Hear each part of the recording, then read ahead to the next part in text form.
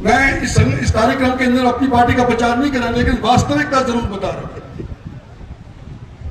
Party का तो प्रचार जब करूंगा जब इलेक्शन आएगा। लेकिन कई लोग तो यूं कहते हैं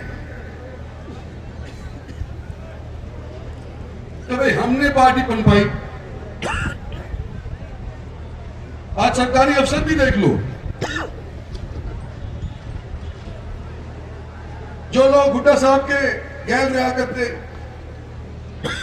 चटोला साहब के गैल रहा करते, भजनलाल के गैल रहा करते,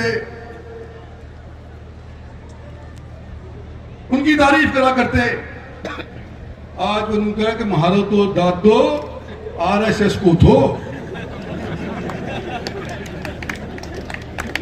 मारो बाप जनसंघी हो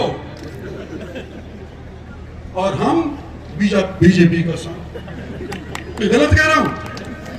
श्रीमती लोधी देवी को मैं जन्मदिन की मुबारकबाद देना चाहता हूं और इस नव वर्ष के अवसर के ऊपर जितनी उम्र इन्होंने पाई है उतनी उम्र बहादुर सिंह ने पाए।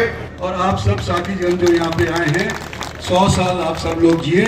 आपने शोभा इस दिन की, इस जलसे की, इस प्रोग्राम की बना दी। और कुछ मैं आगे कहूँ उससे पहले ये कि जो डिसिप्लिन मैंने देखा, हमारे श्रवण कुमार जी यहाँ बैठे हुए हैं, मुझे नहीं मालूम कि राजस्थान में इतना डिसिप्लिन होता है या नहीं होता है। जब से हम भाषण देने लग रहे हैं, जब से हम फोटो खिंचवाने लग रहे हैं, लोग शांतिपूर्वक डिसिप्लिन से यहाँ बैठे हुए हैं। इस चीज की भी मैं दाद आप सबको देता हूं। फौजियों का इलाका था, हमारे अक्सर लोग पेटी की नौकरी करते हैं, डिसिप्लिन उनके खून के अंदर, रगों के अंदर है। आज हमारे इलाके के नेता, और उसके अंदर मैं बहादुर सिंह का भी नाम शामिल करता हूं, हमारे ओम प्रकाश जी 3 बार एमएलए रह चुके, सीताराम जी, कंवर सिंह जी और श्रवण कुमार जी जो आए हैं, इन्होंने और मैंने पहला इलेक्शन तकरीबन एक ही टाइम पे लड़ा था। मैं 77 में लड़ा था पहला इलेक्शन और आप शायद 80 में लड़े। अरसा हो गया इलेक्शन लड़ते लड़ते, हार जीत देखते देखते, सरकारें बदलती देखते देखते एक अरसा हो गया। और उस अरसे का मैं एक जिक्र करना चाहता हूं, क्योंकि नौजवान पीढ़ी आज के दिन शायद इतिहास से वंचित है, कम से कम इस दक्षिणी हरियाणा के इतिहास से तो वंचित है ही। श्रवण कुमार जी आप कह रहे थे, कंवर सिंह जी ने जवाब भी आपको अच्छा दिया है कि हमारी जब विशाल हरियाणा पार्टी हुआ करती थी, हमारा मन यह था कि हम पंजाब से अगर अलग होते हैं, विशाल हरियाणा बनाते हैं, तो दिल्ली को अपनी राजधानी बनाएंगे और अलवर जैसे क्षेत्र को विशाल हरियाणा के अंदर शामिल करेंगे। भरतपुर को शामिल करेंगे, मेरठ को शामिल करेंगे। और ये दिल्ली के इर्द गिर्द का एरिया, जिसने 1857 के अंदर अंग्रेजों के साथ लोहा लिया था, 36 बिरादरी ने जब अंग्रेजों के साथ लोहा लिया था, वो एरिया संगठित हो, ये मंशा थी। और जो आज नई पार्टियां बनी, हरियाणा के अंदर राज भी किया, उस टाइम के ऊपर उनका इक्का दुक्का एमएलए हुआ करता था। जब 81 की असेंबली के अंदर विशाल हरियाणा पार्टी के 16 मेंबर हुआ करते थे। जो बूढ़े आदमी यहाँ बैठे हुए हैं उनको शायद याद होगा। और आज मैं सुन रहा था, नारे लग रहे थे, जगह जगह पे भी लगते हैं, प्रेस वाले भी कई साथी बैठे गए। राजा राव इंद्रजीत सिंह, हमारा राजघराना तो 1857 के अंदर छिन गया था, जब अंग्रेजों के साथ लड़ाई लड़ी थी। अगर आज कोई हमारे को राजा कहता है, तो लोगों ने मुझे 6 बार जिताया है, 4 बार एमएलए जिताया और 6 बार लोकसभा का जिताया। लोगों के मन के ऊपर अगर मेरी चलती है, इसलिए शायद पत्रकार बंधु मेरे को राजा कह देते हैं। लेकिन इसमें कोई दो राय नहीं कि मेरे को, मेरे पिताजी को और आज के दिन मेरी बेटी को अगर आप लोगों जैसे लोगों का सहयोग नहीं होता तो आज के दिन आप स्टेज के ऊपर खड़े होकर के आपके सामने भाषण देने लायक नहीं होते। और क्योंकि मेरा लंबा अरसा हो गया है, नई पीढ़ी को बताना चाहता हूं कि जब 77 के अंदर पहले मैं इलेक्शन लड़ा, एक कनीना नाम का हल्का हुआ करता था। यहाँ पे बैठे हुए 2-4 आदमी आए हुए भी थे। हरी सिंह वहां से एमएलए हुआ करते थे। डिलिमिटेशन कमीशन आई, डिलिमिटेशन कमीशन ने हरियाणा की 81 सीट हुआ करती थी जब हरियाणा पंजाब से अलग हुआ। हर एक जिले के अंदर, उस टाइम के जिले के अंदर हर एक जिले से एक एमएलए कॉन्स्टिट्यूएंसी बढ़ाई गई और दुर्भाग्य से एक ही ऐसा हल्का था जहां पर घटाई गई। सब जिलों के अंदर बढ़ाई गई और महेंद्रगढ़ के अंदर कनीना की सीट घटाई गई। इस बात की पीड़ा होती है, मेरे को होती है, मेरे बाप को हुई, मेरे साथियों को हुई, आज की नस्ल को होनी चाहिए कि हमारे साथ ये अगर दुभांत हुआ है तो इसके खिलाफ हम लड़ेंगे। और पिछले दिनों के अंदर एक बार फिर डिलिमिटेशन आई, 2009 के अंदर डिलिमिटेशन आई, तो उसी बात को दोहराया गया। सालावास नाम का हल्का हुआ करता था। हमारे गांव की एक महिला वहां से एमएलए 2 बार रह चुकी थी और इस डिलिमिटेशन के अंदर बाउंड्रीज इधर से उधर कर दी। चलो संख्या के ऊपर आप कर दो, लेकिन एक सीट अगर कहीं घटाई गई हरियाणा के अंदर तो सिर्फ सालावास के अंदर घटाई। हम जब यूं कहते हैं कि हमारे इस क्षेत्र के साथ दुभात होती है, हम सरकारें बनाते हैं लेकिन वाजिब इनाम हमारे को उसके बदले में नहीं मिलता, तो क्या मैं गलत कहता हूं?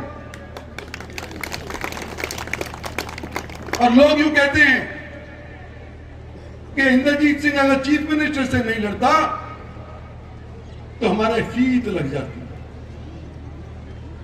हम चेयरमैन बन जाते,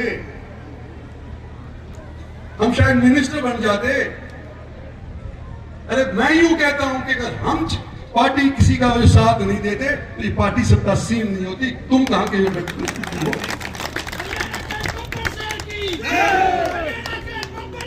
और याद रखो आज अहीरवाल की तरफ से अहीर रेजिमेंट की बात होती है कि मैंने रसांगला लड़ाई लड़ी, जब घुसपैठ के कश्मीर के ऊपर काबिज करने आ रहे थे, गार्ड्स की तरफ से हमारे लोग जाकर के वहां पर शहीद सिंह तान करके खड़े हो गए थे। लेकिन क्योंकि 1857 में हमने और आपके पूर्वजों ने अंग्रेजों के खिलाफ लोहा लिया था, इसलिए ये रेजिमेंट नहीं बनाई।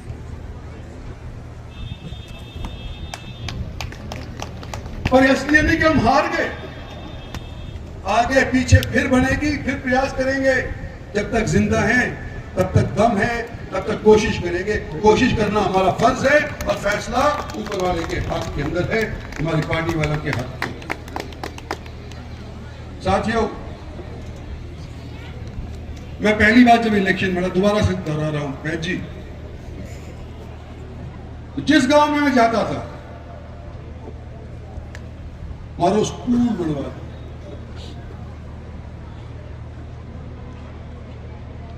हमने बालका ने पढ़ाना और खूब कोशिश करी।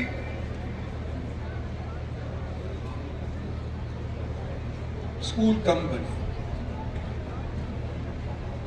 और स्कूल बन भी गए। सरकारी स्कूल बनने के बाद उसके अंदर पढ़ाई की बजाय राजनीति ज्यादा होने लगी। कोई भाई राजनीतिक टीचर पता नहीं, लेकिन स्कूलों के अंदर आज के दिन यह स्थिति है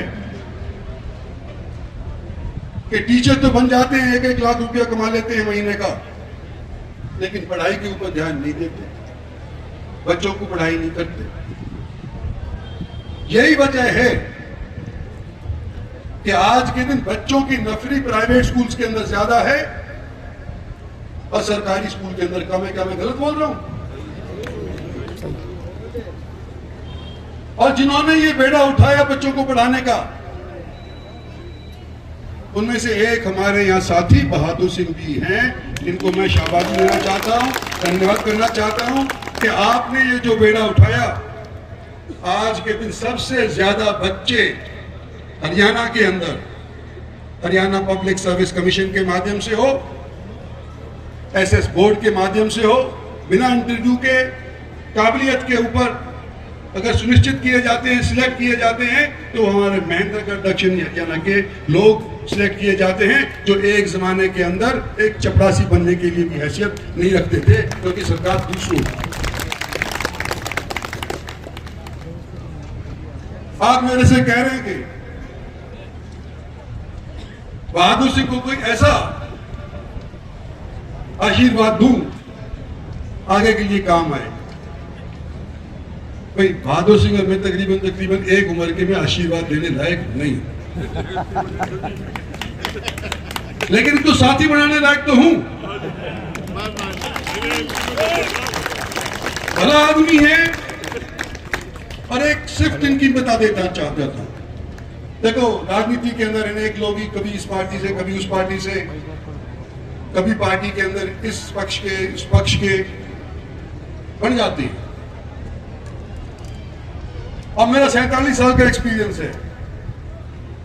जहां टिकट की बात आती है तो अपने भाई के खिलाफ ही लड़ने को तैयार हो जाते हैं, अपने मां के खिलाफ लड़ने को तैयार हो जाते हैं, बाप के खिलाफ लड़ने को तैयार हो जाते हैं। ठीक लगनी चाहिए, बाप जाए भाड़ के, भाई जाए भाड़ के, वास्तविकता है। ये एक ऐसा आदमी है जिसको कांग्रेस टिकट दे रही थी इस इलेक्शन के अंदर, ये नाट गया, लेकिन ये मेरा साथी इलेक्शन उसने मिल गई है, मैं नहीं लड़ता। ये इसलिए तब तो भी दे दूं इसको,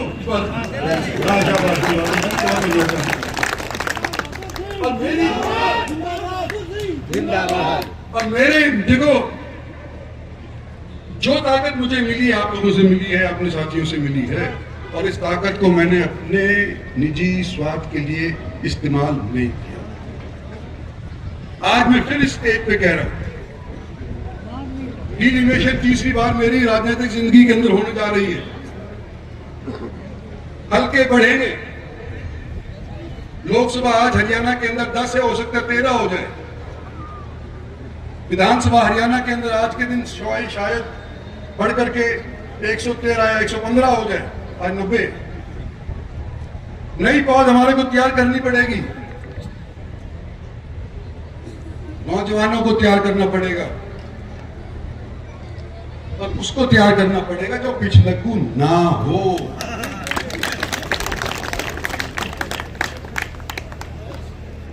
अभी लड़ाई जारी है, जारी रहेगी, आपकी जिंदगी में भी जारी रहेगी, मेरी जिंदगी में भी, जब मैं मर भी जाऊंगा तो भी रहेगी, जारी रहेगी। जब तक हम अपनी हक लेने के लिए, लड़ने के लिए तैयार नहीं होंगे, तब तक हमारे को कोई हक आज के दिन नहीं देगा।